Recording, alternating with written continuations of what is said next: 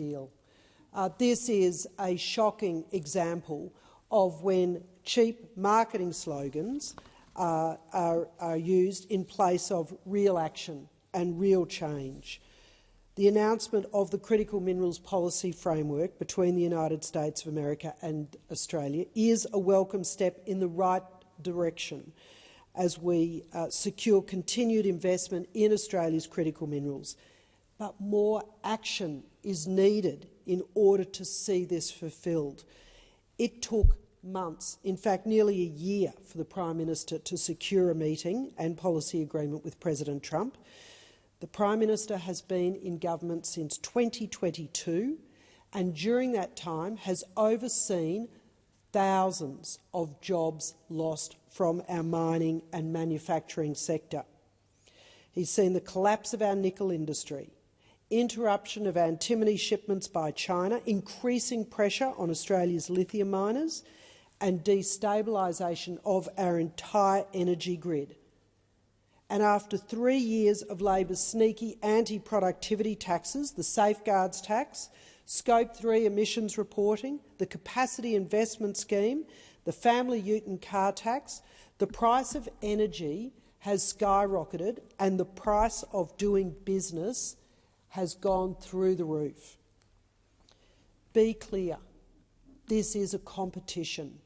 Australia's resources are fantastic. Australia is a world leader in mining expertise. But under Labor, we are not winning the war on competition. And on average, it is taking new mines 16 years to progress from first ore from discovery. And it is critical that Labor takes action on these approvals, genuine action, but also halts this vexatious lawfare that they fund. It is the government who refuses to defund the Environmental Defender's Office when they provide them with millions of dollars of taxpayers' money, who then target resources projects. And it is laughable that now the government is saying they wish to expedite our approvals process.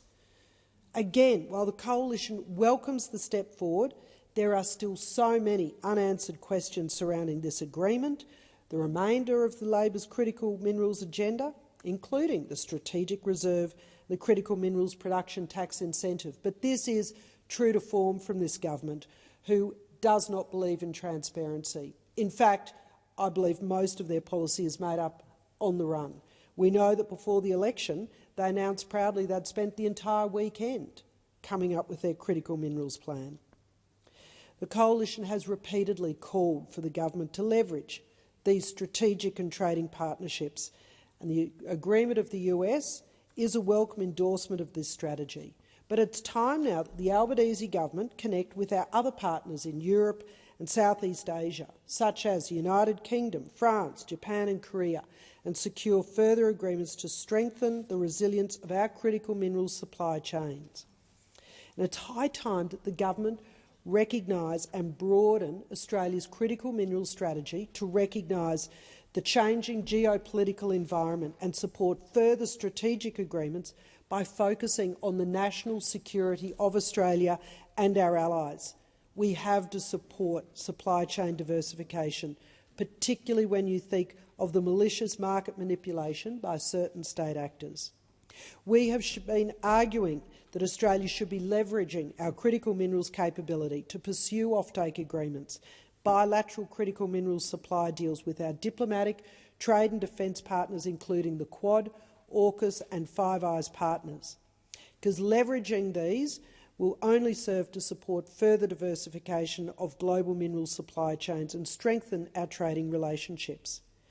But I just need to make clear that the government continuing to fund activist lawfare threatens all of this potential and possibility.